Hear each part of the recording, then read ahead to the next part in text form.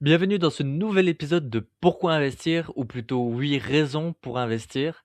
Trop de croyants pensent qu'investir c'est risqué ou même contraire à la foi, mais en réalité, la Bible encourage la sagesse, la prévoyance et la gestion fructueuse des ressources. Investir, ce n'est pas aimer l'argent, c'est aimer Dieu assez pour faire fructifier ce qu'il t'a confié. Dans cette vidéo, on va voir 8 raisons essentielles d'investir avec foi et sagesse. C'est parti. La première, c'est faire fructifier son argent. L'investissement, c'est d'abord un acte de gestion responsable. Dieu nous appelle à ne pas enterrer nos talents, mais à les multiplier. Le proverbe au chapitre 21 du verset 5 dit: Les projets de l'homme diligent ne mènent qu'à l'abondance. Chaque euro que tu fais fructifier devient une graine que Dieu peut utiliser pour bénir d'autres vies. Le deuxième point, c'est protéger son capital contre l'inflation. L'inflation grignote la valeur de ton argent lentement mais sûrement. Ce que tu peux acheter aujourd'hui avec 100 euros t'en coûtera peut-être 120 dans quelques années. C'est pourquoi investir, c'est protéger ton pouvoir d'achat et préserver la valeur de tes efforts. Le proverbe 26, ou plutôt 27, au chapitre 23 du verset 24, dit: Sois attentif à connaître l'état de tes troupeaux, car les richesses ne durent pas toujours. Dieu t'appelle à veiller sur ce qu'il t'a confié. Le troisième point, c'est atteindre des objectifs financiers à long terme. L'investissement n'est pas une course, c'est un marathon spirituel et financier. Tu investis dans des projets concrets: acheter une maison, financer les études d'un enfant, créer une œuvre ou bâtir un héritage. Chaque placement devient une brique de ton futur. Habakkuk, au chapitre 2 du verset 3, dit: La vision est encore pour un temps fixé.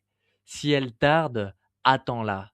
La patience est une vertu financière autant que spirituelle. Le quatrième point, c'est la diversification du risque. Mettre tous ses œufs dans le même panier, c'est s'exposer au danger. La Bible elle-même nous enseigne la diversification. Ecclésiaste au chapitre 11 du verset 2 dit: Donne une part à 7 et même à 8, car tu ne sais pas quel malheur peut arriver sur la terre. Diversifier, c'est agir avec prudence et discernement. Tu répartis tes investissements pour mieux résister aux imprévus. Le cinquième point, c'est préparer sa retraite. Ta retraite, ce n'est pas un lointain souci, c'est une responsabilité envers ton futur toi. Investir aujourd'hui, c'est semer pour récolter demain et ne pas dépendre des autres. Le proverbe au chapitre 6 du verset 6 à 8 dit: La fourmi prépare sa nourriture pendant l'été. La sagesse, c'est de prévoir dans l'abondance pour ne pas souffrir dans le manque. Le sixième point, c'est créer des revenus passifs. En effet, investir, c'est apprendre à faire travailler ton argent pour toi. Tu transformes ton effort présent en une source de revenus futurs.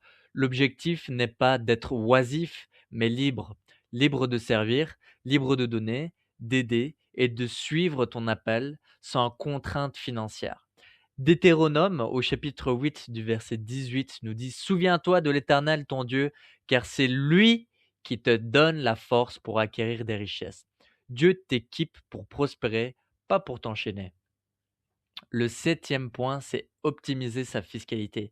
Investir intelligemment, c'est aussi utiliser la loi à ton avantage. Il existe des dispositifs comme les épargnes pensions, les assurances en branche 21, 23 ou 44 en Belgique, qui te permettent d'épargner et d'investir tout en réduisant tes impôts. Matthieu, au chapitre 10 du verset 16, dit: Soyez prudents comme les serpents et simples comme les colombes. Cela veut dire soit spirituel mais aussi stratégique. Et le dernier point, qui est le huitième, se constituer un patrimoine. Enfin, investir te permet de laisser un héritage, pas seulement matériel, mais aussi spirituel.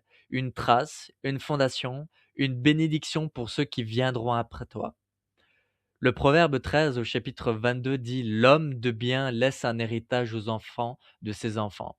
Ton patrimoine n'est pas une idole, c'est un instrument de transmission.